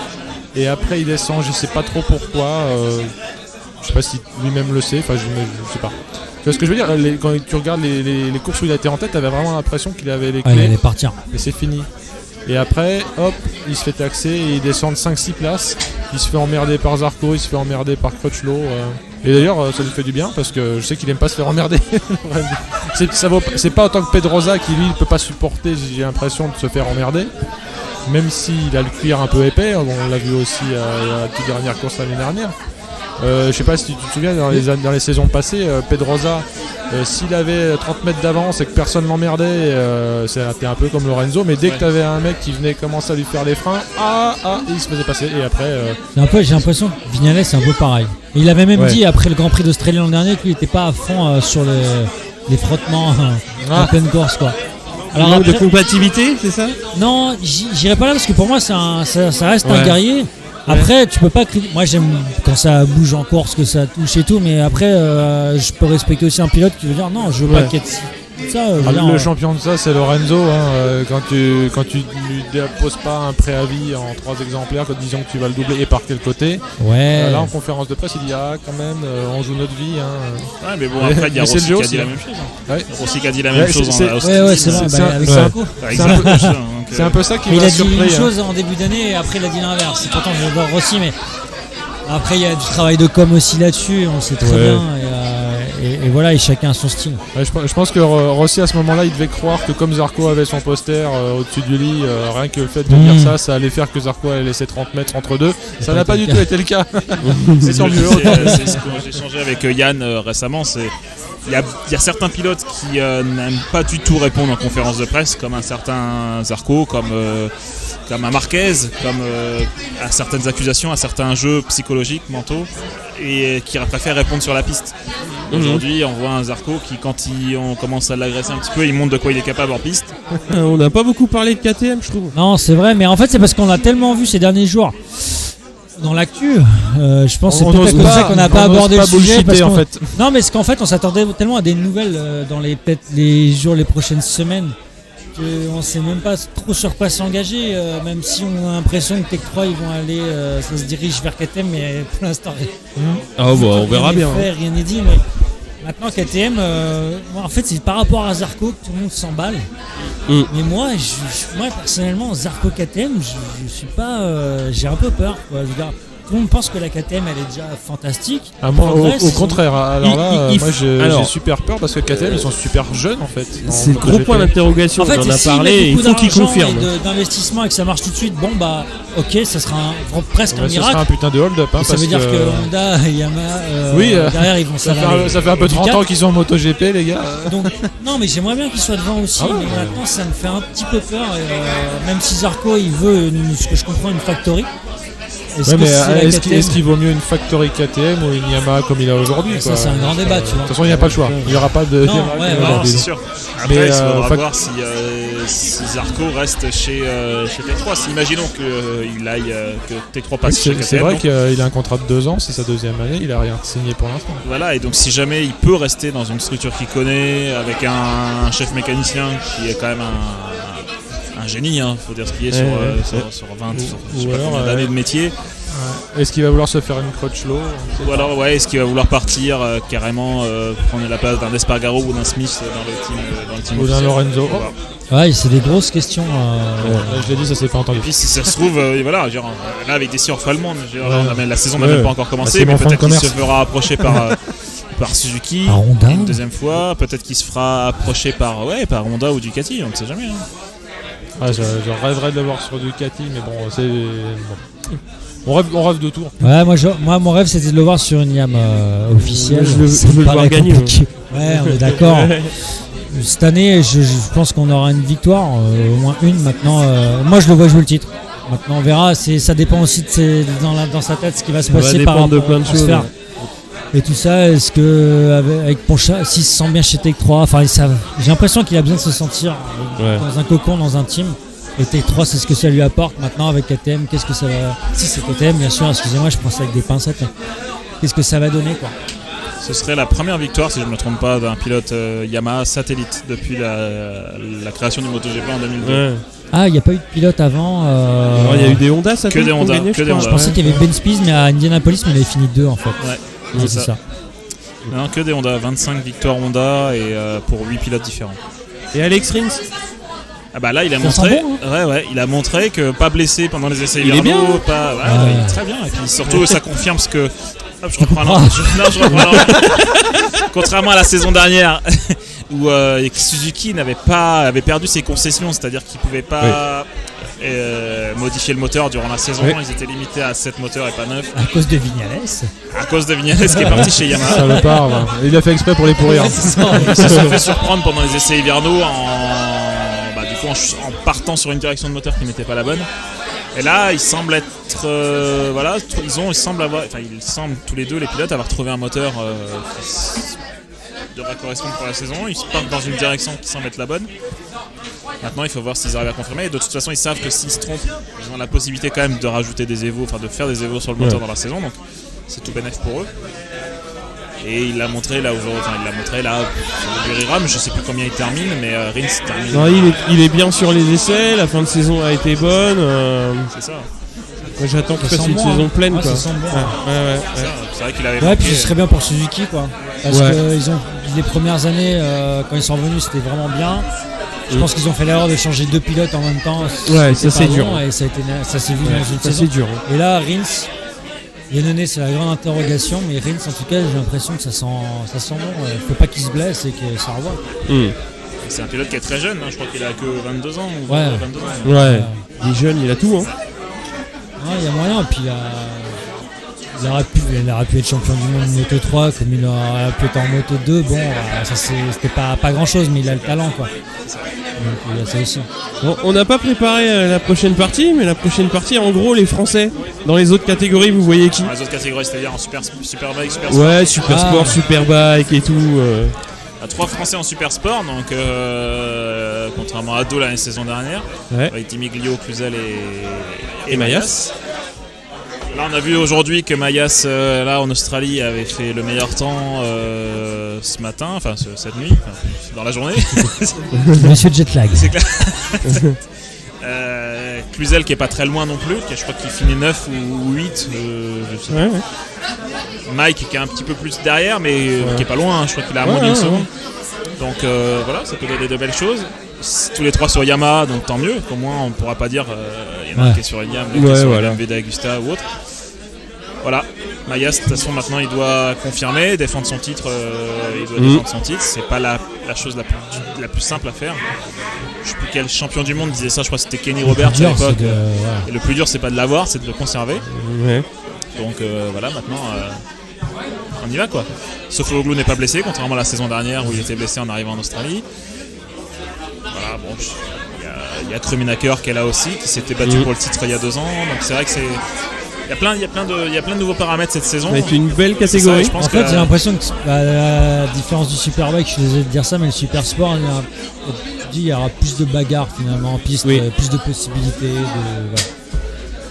Ouais, Superbike, c'est un peu dominé par Kawa et, Bah là, cette année, et Réa, quoi. voilà, l'avantage c'est que cette année il y a une modification légère du Ouais. règlement, c'est-à-dire que les constructeurs qui gagnent seront limités en nombre de tours au fur et à mesure de la Ouais. saison. Donc si Kawa domine, ils devront réduire leur nombre, les limites, la limite Ouais. du régime moteur.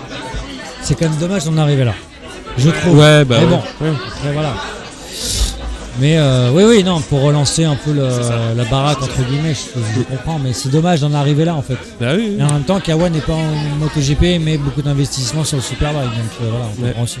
Loris en Superbike. Loris, Il s'est blessé aujourd'hui, il s'est mais- blessé aujourd'hui. Bon, après, Ouais. la difficulté pour lui, c'est que c'est le seul pilote BMW du plateau. Donc voilà, il y a plein de choses à faire. Maintenant, il le dit lui-même, hein, il l'a encore dit il y a 2 jours pour les essais. Son but, c'est pas aujourd'hui, dès le début de la saison, de viser le podium. Aujourd'hui, Ouais. il a les capacités de finir dans le top 5 à la régulière.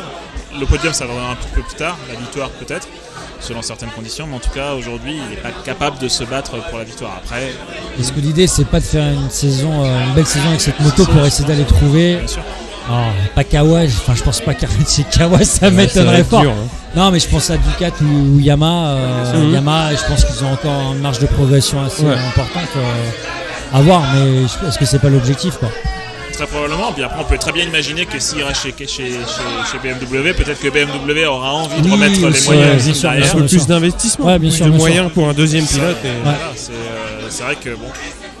Et il est dans une équipe qui a été championne du monde par le Ouais, passé, donc avec avec Checa. Checa. Ouais. Donc c'est vrai que c'est tout bénéf pour lui. Maintenant, il faut montrer. C'est vrai que ce matin, c'est difficile. Il a cassé son demi-guidon et donc il s'est envolé au virage 4. Il s'est contusionné, je sais pas si on peut dire. fait quoi, Il s'est fait mal à l'épaule. l'épaule. Il s'est fait mal au genou aussi. Donc le genou ça va, ça ne gêne pas sur la moto. Par contre sur c'est en sur Corse, je l'épaule, crois. Il a dit non, je sais plus à quel endroit où ça le gênait c'est vraiment. vraiment sur les virages à droite C'est et ça. sur les freinages. Ah, d'accord. Donc ça va être... là pour la course, ça risque d'être un petit peu compliqué. Il aimerait bien qu'il pleuve demain pour la première course. S'il pleut, ça lui permettra d'être un peu moins... Un peu moins pénalisé, ouais. Avec une course un peu moins rythmée. C'est ça. Parce que moi, très personnellement, quand il pleut, je suis un peu plus crispé sur ma moto que... On est tous pareils, je crois. Mais voilà, il préfère que ce soit qu'il pleuve et qu'il puisse remonter plus facilement dans le classement. Bon, moi j'ai une petite pensée émue pour Ducati parce que je crois que c'est leur dernière année avec un Twin. Ouais, Ouais, c'est vrai. Parce qu'ils nous cassent les couilles avec leur V4 là, bon ça y est, ça c'est dit. Qu'est-ce que c'est que c'est. Aprilia avait déjà fait ça avant. Bon, on comprend qu'ils sont embutés de ce que peut faire un Twin. En gros, ils vont chercher le canasson là où il est et c'est. Ils vont pas nous faire un 4 en ligne, sinon là on va directement Mais je brûler pense qu'ils l'usine. vont, je pense qu'ils vont réussir leur coup en tout cas. Pourquoi pas un flat Twin Pardon. Mais non, mais à voir ce que ça Non va mais donner. le V4 a l'air bien né en termes de c'est patates. ça en fait, c'est ça. Mais c'est d'un point de vue iconique. Moi je suis resté bloqué à Bellis, hein, désolé les gars. Mais... Ah bah écoute. bon là, comme qui dirait, je sais plus si c'était une 1098 la toute dernière qu'il a pilotée avant de s'en aller ou là, c'était après 1999. Et moi je suis déjà old school, tu vois, c'est Papy Mougeot quoi. Donc là, de voir arriver une V4, je crois que le son va rester sympa quand même. Oui, le son est beau. Après, c'est une moto qui vont passer la saison à développer. Alors, je pense qu'ils feront des essais. Je sais pas si les pilotes officiels feront des essais durant la saison. Par contre, je crois savoir, faudrait que je reconfirme ça, mais je crois que le team Barney qui roule aussi en Superbike avec Xavi Forest. Oui, c'est ça, Barney. Oui, c'est ça, avec Xavi Forest. Roule en CIV, donc en championnat d'Italie, avec la V4. Avec la nouvelle. Donc ça donnera des inputs pour l'usine. Ouais, bah ouais. Et à confirmer, je sais plus, mais je curieux. crois. Faut la roder, hein. Ouais, c'est clair, faut la roder. Je suis finalement Mais je pense que Tu fais un peu de impatient. périph', tu vois. Je suis impatient à 70. Bip. Là pour le coup c'est comme en Superbike, tu limites les RPM. Alors mode périph, à la carte périph qui 70. Tu rentres dans le stand, non, je suis sur périph'. Ah ouais, c'est la même carte. Je crois que Mélandré a signé le meilleur temps d'ailleurs ce matin, je crois. Mélandré. Non, c'est Réa. Enfin, Ri. Monsieur statistique. Non, je me rappelle plus, parce que je crois que Chaz Davis a lutté un peu plus durant les essais hivernaux là. Bon, tous à 5h du mat devant la télé, les gars. C'est clair. On va essayer, Ah, même ça si pique. ça va être dur, on va essayer. Ça pique. Parce qu'on aime tellement ça. Ouais, c'est un peu les vieux junkies à la méthadone, on entend le MotoGP, donc il y a Philippe Island avant. Non, c'est Non, pas mais pour les- honnêtement, c'est bien pour le Superbike que ça vienne avant aussi. Ah bah oui, sinon il serait voilà, trop il dans faut que- l'ombre. Parce que c'est pas évident, je sais que ces dernières années, là, sur le niveau de l'audience, même sur les circuits, même à la télé, je pense que c'est différent. Donc voilà, il faut aussi, il faut que ça existe. Et pourtant, pour les vrais maboules de moto, c'est une catégorie qui est ultra intéressante parce que, ok, elles sont préparées jusqu'à l'os, mais c'est des motos entre guillemets street. Ouais, que tu peux acheter. Bien sûr. Elles existent. Mais même pour les phares, ils mettent des autocollants qui font croire que c'est les phares. Non, mais non, C'est vrai. voilà, mais Non, mais c'est pour ça que on se doute intérêt. bien que c'est reste des bécanes à 200 000 ou 300 Bien 000 sûr. tellement elles sont préparées de la mort, mais Ouais, mais le mec il va acheter sa moto après, peut quand voilà, il même, a la même quoi, voilà, presque au niveau de la forme déjà. Et il a une bonne base, tu vois. non, même, C'est ça si, qui est génial. même si sur route ouverte, le moindre nid de poule avec ces motos-là, t'es foutu quoi. Je parle de nid de poule parce qu'en cette Oui, saison, en ce moment, écoute, les il y a Nippoles, des nids de tyrannosaures qui fleurissent là, après le dégel. C'est vrai. C'est un peu sympa. Faudrait resurfacer comme moment, mais Ah oui, en fait, il faudrait qu'on leur pique leur grosse machine là, Ouais, qui c'est avale ça. le bitume. c'est exactement ça. Bon. Et on attend juste une petite virgule, c'est qu'on attend l'endurance aussi.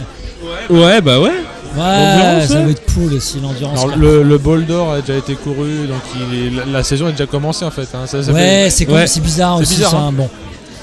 Pour moi, c'est les 24 heures du Mans qui vont démarrer. On a des j'ai vu c'est Rolfo qui allait rouler pour le team 1 avec Masbou, je trouve ça génial. Ouais, Et ouais. non, mais il y a des pilotes qui arrivent là, des bonnes nouvelles. Et Poggiali aussi, si je ne me trompe pas.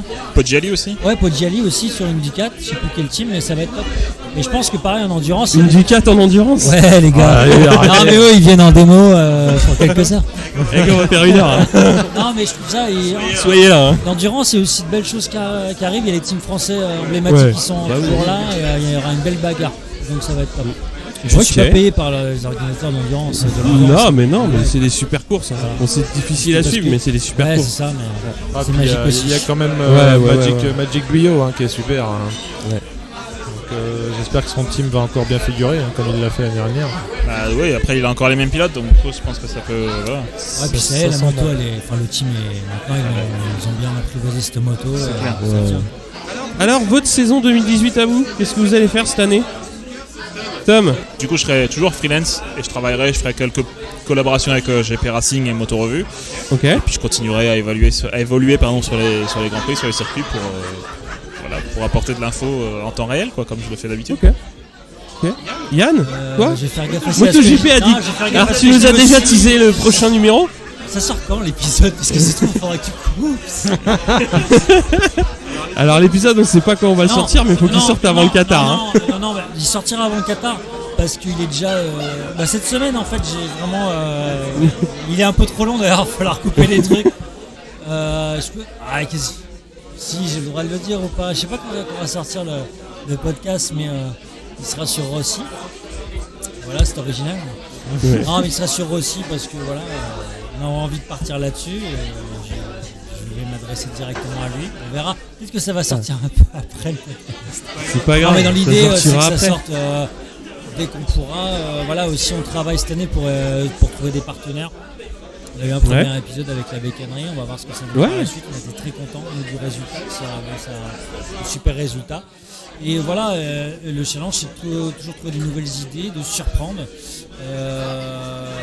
Moi, je me torture la tête quand je dis ça, c'est très positif. Je m'éclate à ça, à ne pas dormir.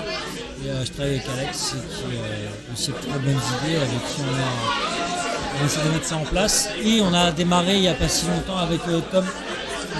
On a fait un premier. J'allais y vidéo, venir à la team chaussette. Ouais, alors ça fait un grand débat, les chaussettes. Après, je dormais avec des chaussettes, tu vois. Bah oui. Non, mais on a fait un peu. On devait le faire dehors à la base, le débrief. Voilà, le temps de bruit, c'est clair. Non, mais en tout cas, on a fait un essai en live et on a eu des très bons retours. Maintenant, il faut voir un petit peu quel jour on l'amène. Et je pense qu'il va falloir qu'on se décale un petit peu de ce qu'on nous fait par rapport au timing, de ce qu'on peut amener aussi, par rapport à tout Talenton. Non, mais c'est vrai, non, mais il a énormément de talent. Ouais. Moi, je suis juste là pour. Tu passes les Ramener les plats. choses, tu vois. Donc moi je suis surexcité, voilà, je suis vraiment excité par tout ça, ce projet-là, Pareil. voir comment on peut avancer là-dessus. Et pourquoi pas, comme on en parlait tout à l'heure, mais ça peut-être tu couperas parce que Tom va le demander. Non mais à voir parce que il y a des MotoGP Addict, on est vraiment à fond sur l'humour, parce que voilà, c'est le truc, mais est-ce qu'on peut pas amener avec Tom, je dis pas grâce, c'est grâce et avec Tom, des choses, des analyses, un peu d'actu aussi, mais un petit peu différent de ce qu'on peut voir d'habitude, parce qu'on a les actus qu'on a tous les jours en mode zapping avec les titres et tout. Je pense qu'il y a des choses très intéressantes à mettre en place, parce que voilà, les gens veulent du fond aussi. Et je pense que Tom là-dessus est très fort. Voilà, maintenant tout ça, c'est des projets. En général, on aime bien aller au bout de nos projets. Donc, on verra par la suite. Et vous les gars alors Non, bah nous on va faire comme l'année prochaine, ce qui va être un petit peu nouveau, c'est qu'on va lancer un petit concours à chaque Grand Prix sur évidemment la question c'est qui en pôle, donc on lancera ça le jeudi ou le vendredi. Alors il y aura des petits goodies à gagner, hein. Alors ne vous attendez pas à des casques, etc. C'est vraiment des petits goodies. Et pour le coup... Pour le coup, Yann, tu vas t'associer avec nous, donc il y aura des petits stickers, des badges, etc., histoire d'animer un peu la communauté. Je peux vous en donner quelques-uns aussi, parce que j'en ai, mais j'ai pas du tout tilté la dernière fois à vous en ramener, mais j'en ai quelques-uns aussi. Et ben voilà, donc Tom participera aussi à la chose. Et puis on va continuer à mon avis dans le même rythme, hein, c'est-à-dire un débrief après chaque Grand Prix, les news, pas débrief course. Finalement, dans ce que tu disais Yann, du sérieux mais pas sérieux. C'est du fond mais pas trop. C'est un milieu pas qui est trop intéressant, quoi, voilà. Parce qu'on voit, par rapport à ce qu'on peut voir, je disais, c'est que sur internet, les réseaux sociaux, on voit tout le temps, je vais pas les citer, parce que voilà, mais même si on la regarde tous, il y a toujours des gros titres avec quelques lignes derrière, parce qu'on a besoin tous d'infos, tellement on aime ce sport-là, et je pense que de temps en temps, on a envie de voir des choses, c'est pas mot plus profond, mais un peu plus de fond, d'analyse, et, sans que ça soit chiant, hein, faut dire le mot aussi, hein, c'est important, parce qu'on est en mode zapping, je répète ça. Mais voilà, je pense qu'il y a des choses intéressantes à faire, qui soient dans l'actu et un petit peu décalées de l'actu des sports moto. Donc je pense qu'il y a plein de choses à faire, donc je suis super content que vous fassiez ça, les gars. Ouais, et puis c'est vrai que moi je suis vraiment partisan du mode audio et vidéo, du coup. Je pense qu'aujourd'hui ça se consomme, on peut partager beaucoup plus d'informations en très peu de temps par rapport au contenu écrit où on sait pas du tout quoi regarder, quoi lire, quoi machin, et donc du coup on s'éparpille très facilement, alors que là avec un podcast on peut écouter ça dans le métro, dans la voiture, une vidéo donc peut-être un petit peu particulier, mais on peut très bien regarder une vidéo sans le son, enfin sans l'image. Ne l'écoutez pas en moto, juste un conseil. Ouais. Mais voilà, et je crois beaucoup à la vidéo aujourd'hui, je pense que c'est podcast vidéo et voilà. Ce qu'on a fait l'expérience avec Yann, j'ai beaucoup aimé, donc j'espère qu'on pourra. Ouais, c'était sympa, c'était cool. On n'avait pas de chaussures. Ouais, mais je pense que maintenant ça deviendra, je le dis en exclusivité, ça deviendra notre marque de fabrique. Donc je pense que m'acheter des chaussettes un peu marrantes, et si on met ça chez lui. Ouais, parce qu'en fait il y a eu un débat comme quoi, d'un côté on a adoré les chaussettes, et de l'autre côté, ouais, c'est pas respectueux, machin. Donc je pense justement que les chaussettes, on a envie de s'acheter des belles chaussettes, mais voilà, de compète, tu vois, c'est clair. Et je pense qu'on va faire ça. Bah oui. Ça pousse à ça en fait. C'est ça. Bah oui. Donc on va faire une marque de T'as fabrique. trouvé le petit truc pour chaque épisode, pour trouver les chaussettes qui vont bien. Limite, ce serait bien d'avoir un drapeau à chaque fois en fonction du grand. Bah oui. Bon après, carrément. pour le Qatar, je suis pas sûr que ça existe. Tu peux commencer à tricoter, hein. Je sais que ça existe. L'Italie, ok, mais la France, ok, mais après. En fait, vous êtes team Loris Baz où il manquait de respect à Sabekan en mettant les pieds sur les bidons, quoi. Ouais, mais tu sais, après, c'est pas une question de génération, c'est une question de chacun était. C'est même pas éduqué ou élevé, chacun vient de milieux différents, donc la chaussette ça peut déranger certains comme d'autres pas.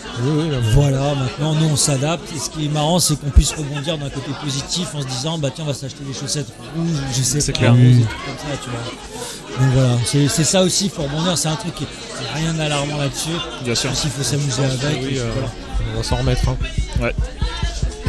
Ok, on conclut là-dessus. Yep. Yes. Sans la chaussette. Bon. On remercie quand même les camarades d'Antonrad qui nous ont aiguillé sur ce merveilleux spot qui est des Frites, où il y a de la bonne bière, des bonnes frites. Hein. En plus, hyper centre de Paris, hein, 2e arrondissement, beau gosse, tout ça. Ah. Moi, ça faisait longtemps que j'avais pas emmené le DL à la ville. Hein. Ah putain, Les pneus tout crottés. Ah, ouais, exactement, hein. Moi j'ai du sable, hein, parce que moi dans ma cambrousse il y a des canassons, hein. J'ai du sable jusqu'en haut du bras oscillant. Hein. C'est incroyable quand même, on est dans un endroit, il y a plein de podcasts. Là je vois, on se retourne, il y a une jeune fille là. Ah oui, en mode Vanessa Guerra. Je pense que c'est sur le curling, parce que ça c'est. Voilà, on va parler tout à l'heure. Mais non, en dehors de. Je déconne, mais c'est incroyable. Je trouve ça une atmosphère assez incroyable, c'est assez génial. Ouais, bah, tu retrouves aussi un peu même si c'est beaucoup moins wild que la bande FM des années 80, Ouais. La technique nous permet de faire un peu, pas n'importe quoi, mais comme on veut. Oui, En fait, d'être libre, c'est voilà. la liberté, ça rejoint la liberté. Et sans sacrifier la qualité, parce que là, en l'occurrence, le 3615 technique, là on est sur des pistes locales, mais quand on s'enregistre, quand on se parle à travers Skype, on partage nos fichiers locaux, donc on arrive à des qualités qui étaient inatteignables il y a même 5-6 ans. Et puis avec le montage après, derrière, de couper les blancs, de couper les choses et tout, de couper... Pardon. Tu peux enlever ça. De mettre de l'autotune aussi, là, tiens, prochain numéro, on met de l'autotune. Salut, c'est Joe. Ouais, comme PNL. Ou comme le Palmacho quand il parodie PNL, ça c'est trop fort. Arrête Ouais, de c'est parler de PLS. Non, mais le podcast est quelque chose de très intéressant qui a un avenir. Mais ça rejoint ce côté liberté en fait. C'est vrai que c'est en plein boom là, j'ai l'impression que c'est en plein boom mais ça reprend du poil de la bête. Parce que je vois passer dans ma timeline sur Twitter beaucoup de podcasts et de plus en plus en ce moment, je sais pas pourquoi. Mais parce que, Il y a des podcasts surtout. Hein, mais parce qu'il y a eu aussi un espèce de schisme, alors des fois un peu à marche forcée entre ce que les gens appellent dédaigneusement de la catch-up radio que j'écoute à haute dose parce que France Inter, je suis team France Inter. C'est aussi avec Mardevant, je crois, non, je sais plus. Bah bon, bah bref, non. Et donc, ouais, moi je fais beaucoup de catch-up, mais je fais aussi beaucoup de podcasts, hein, 80s. Bah là maintenant, grâce à Podcastéo, finalement, Cordonnier mal chaussé, je connaissais pas tous les podcasts de Podcastéo. Hein, faut prendre du temps pour prendre connaissance des camarades. Hein. Et c'est hyper sympa, justement, dans ton rad, où le podcast sur l'onologie, c'est Terre à boire, c'est ça? Ouais, c'est la terre à boire. Hein. Un podcast, il parle que de pinard. C'est pas mal, c'est ceux qui sont à côté, ils boivent de Ceux la bière. qui sont à poil avec le slip sur la tête. Ceux qui sont à côté sont à la bière. Est-ce que tu crois qu'il y a les mêmes sujets polémiques du style les pro Bordeaux, les pro Bourgogne, tu sais que ça commence à se chauffer un peu, genre. Mais il y a moins de transfert. Mais avec Médoc 2015, qu'est-ce qui s'est passé? Oui, c'est ça. Ouais. Sur les années, comment ça se pouiller? Non, mais attends, le Par mec. contre, je trouve que le truc sur l'eau minérale, le podcast là-bas, ils ont pas l'air de s'éclater des masses. les mecs, ils font la C'est gueule. mon avis. Les mecs Ils sont vont là, moi je suis pro Evian. D'accord. Mais ils vont tout le temps aux chiottes aussi. Il faut monter vachement en fait, c'est super coupé. Donc, on se retrouve après le Qatar. Bah, tu m'étonnes. Ouais. Bon. En 21 jours, ça commence, hein, ça va. On est à fond derrière vous les gars. En tout cas, c'est ce qu'on voulait vous dire. Continuez Bon, comme ça. merci à vous. Et tiens, On va À vous aussi, essayer. continuez comme ça. écoute, ouais, on Merci. va acheter Merci. des chaussettes en bas.